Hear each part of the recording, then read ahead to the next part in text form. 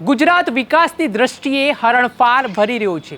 ભારતીય જનતા પાર્ટીના નેતાઓ દ્વારા પણ વિકાસ છે તે સમગ્ર ગુજરાતભરમાં થઈ રહ્યોની વાતો કરવામાં આવે છે, પરંતુ હજી પણ આદિવાસી વિસ્તારોમાં આરોગ્યલક્ષી સેવાઓનો અભાવ જોવા મળી રહ્યો છે। આજે પણ આદિવાસી વિસ્તારોમાં દવાઓ તેમજ જુદી જુદી જે વસ્તુઓ છે તેની અછત જોવા મળી રહી છે ને તેને જ લઈને હવે સત્તાપક્ષના ધારાસભ્યએ પોતે તંત્રની પોલ ખોલી છે। શું કહી રહ્યા છે સંખેડાના ધારાસભ્ય, શું સમગ્ર મામલો તેમના વિસ્તારમાંથી સામે આવ્યો છે, વાત કરીશું આ વિડીયોમાં। વૈષ્ણવજન તો તેને કહીએ જે પીડ પરાઈ જાનાને રે। નમસ્કાર દર્શક મિત્રો, નવજીવન ન્યૂઝમાં આપનું સ્વાગત છે। હું છું ફૈઝાન। આપણે આઝાદીનો અમૃત મહોત્સવ ઉજવી રહ્યા છીએ। ભારતીય જનતા પાર્ટી વિકાસની મોટી મોટી વાતો કરે છે, પરંતુ ગુજરાતના આદિવાસી વિસ્તારોમાં હજી પણ વિકાસ ના થયો હોય તેવું કહી શકાય, કેમ કે હજી પણ રોડ રસ્તાની વાત હોય કે પછી આરોગ્યલક્ષી સેવાઓની વાત હોય, ત્યાંના લોકો છે તે વલખા મારતા નજરે પડી રહ્યા છે। ત્યારે છોટાઉદેપુર જિલ્લાના નસવાડી તાલુકામાં એકમાત્ર હોસ્પિટલ જ્યાં 232થી વધુ ગામ નભે છે તે હોસ્પિટલમાં દવાઓનો અભાવ જોવા મળ્યો।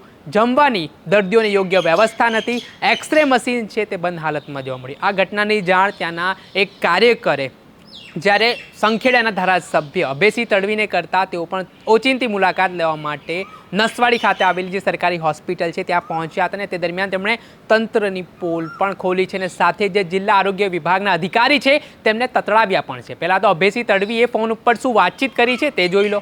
જે હોય તે આરટીજીને મને વાત કરાવો, નંબર આપો, આ વસ્તુ બધું એને વોટ્સએપ કરું ભાઈ। હા, કલેક્ટર સાહેબ જોડે પણ મેં વાત કરી છે હમણાં, બરાબર? હા, એટલે આવી વ્યવસ્થાનો અભાવ છે એ તાત્કાલિક થવી જોઈએ। તમે જાતે તમે વાત કરો, તમે એની મુલાકાત લો અને બધું જુઓ ભાઈ। જમવાનું ના મળે કેટલા અંશે વ્યાજબી છે, બરાબર? આવી તમને કરેલી તો એને માટે, બરાબર?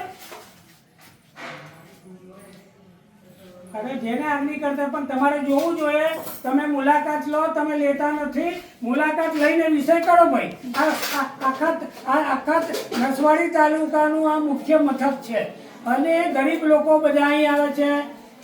અકસ્માતના કેસો થતા હોય, પીએમ કરવાનું હોય, ડિલિવરીના કેસો આવતા એને જમવાનું મળતું નથી, આ બધું આપણે જોવું જોઈએ ભાઈ, બરાબર? આ હતા સંખેડાના ભારતીય જનતા પાર્ટીના ધારાસભ્ય અભયસિંહ તડવી। તેમના દ્વારા જિલ્લા અધિકારીને આ બાબતે સૂચનો કરવામાં આવ્યા છે અને જે કોઈ પણ હાલ સમસ્યા અને હાલાકીનો સામનો દર્દીઓ કરી રહ્યા છે તેમની સમસ્યાઓને ધ્યાનમાં લઈને વહેલા તકે નિરાકરણ લાવવામાં આવે તે માટેની પણ વાત કરવામાં આવી છે। ત્યારબાદ તેમણે આ સમગ્ર મામલે મીડિયા સાથે પણ વાતચીત કરી હતી। મીડિયા સાથે વાતચીત કરતાં તેમણે કઈ કઈ બાબતોનું ટકોર કર્યું છે અને શું વાત કહી છે તે સાંભળી લો।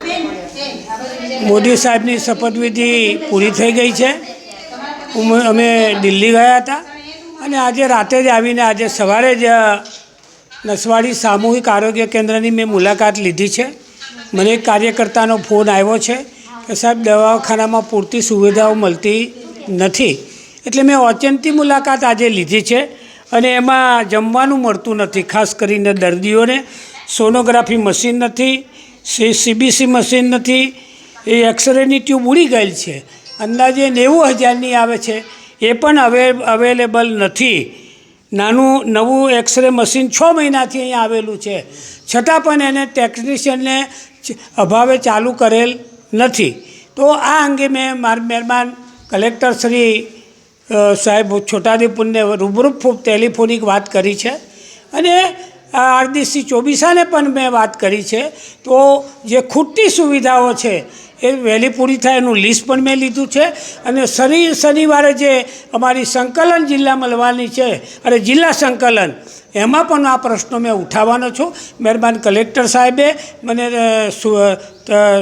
ઘટતું કરવાની મને બાંયધરી આપી છે અને આજે ફરીથી આ ડિલિવરીની જે બહેનો છે બોડેલી જવું પડે છે એની પણ મેં મુલાકાત લીધી છે।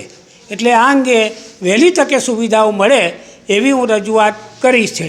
હાલ જેવી રીતે છોટાઉદેપુર જિલ્લાના નસવાડી તાલુકાની જે હોસ્પિટલ આવેલી છે ત્યાં દવાઓ પૂરતી નથી, ઇન્જેક્શન નથી, સીબીસી મશીન જ બંધ છે, સોનોગ્રાફીનો અભાવ છે અને દર્દીઓને જમવાનું પણ મળતું નથી, તે પ્રકારની પરિસ્થિતિનું નિર્માણ થયું છે અને આને જ લઈને હવે ધારાસભ્ય દ્વારા જિલ્લા કલેક્ટરને પણ આ અંગે રજૂઆત કરવામાં આવી છે અને આ તમામ સમસ્યાનું નિરાકરણ લાવવા માટે કહેવામાં આવ્યું છે.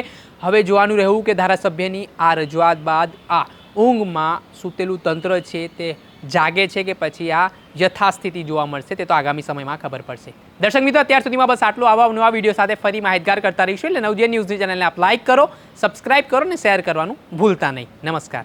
વૈષ્ણવજન તો તેને કહીએ જે પીડ પરાઈ.